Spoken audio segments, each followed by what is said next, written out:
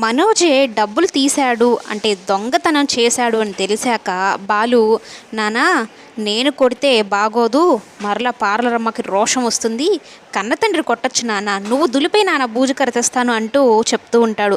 ఇక కాలర్ పట్టుకొని కొట్టే టైంలో ప్రభావతి యాక్షన్ మొదలు పెడుతుందిరా బాబోయ్. అంతా ఇంత కాదు, మహానటి రేంజ్లో బాలు మామూలుగా చెప్పడు, ప్రభావతి నటన గురించి వర్ణిస్తూ ఉంటాడు. ఇక మనోజ్ అయితే మా అమ్మ నన్ను సేవ చేసేసిందని హ్యాపీగా ఫీల్ అయిపోతూ ఉంటాడు. నేనే ఇచ్చానండి ₹1,00,000 హనీమూన్ టికెట్స్ కొనుక్కోమని, వాడు జీతం రాగానే ఇచ్చేస్తానని ఒట్టేశాడు, అందుకే ఇచ్చాను. అయ్యో ఈ చిన్న విషయం నేను ఎలా మర్చిపోయానో ఏమో, మతిమరుపు ఎక్కువైపోయిందండి, అందుకే గుర్తు రాలేదు సడన్గా అన్నట్టు నాటకం మొదలు పెడుతుంది. అయితే నువ్వు చేసిన తప్పు అంతా ఇంత కాదు, నువ్వు వాళ్ళకి క్షమాపణలు చెప్పు అని సత్యం చెప్తే బాలు మాత్రం ప్రభావతి చేసేది నటన అని బాగా అర్థమైపోతుంది. నానో పైనున్న ఎన్టీఆర్ గారు కానీ చూస్తే అమ్మ మీద ఒక నెత్తి మీద ఒక బండరా వేసి మరీ కొట్టేస్తాడు నాన్న, ఆ రేంజ్లో నటిస్తుంది నాన్న అని చెప్పని శివాకి, మీనా కుటుంబానికి, మీనాకి అందరికీ పేరు పేరున దగ్గరుండి మరీ ఈ ప్రభావతితో క్షమాపణలు చెప్పిస్తాడు.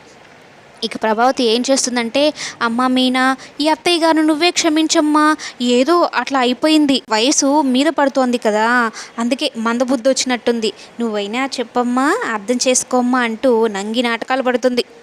నానోయ్, సావిత్రి గారున్న కాలంలో అమ్మ సినిమాల్లోకి కానీ వచ్చుంటే మహానటి ఈవిడికి ఇచ్చుండేవాళ్ళు నాన్న. ఆ రేంజ్లో సర్కస్లో చూశాను ఫల్టీలు కొట్టించడం, కానీ ఈమె మాటలతోనే ఇక్కడ సర్కస్లు ఫీట్లు చేస్తుంది నానోయ్.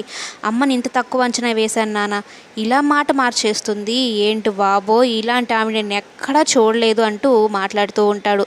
ఇక రోహిణికి అయితే కోపంతో రగిలిపోతూ ఉంటుంది. ఇక మనోజ్ చేసిన దొంగతనం తెలిసినా కూడా ఇంక మౌనంగా ఉంటుంది. ఇటు ఆమె కవర్ చేసింది కదా, నలుగురిలో నేనెందుకు.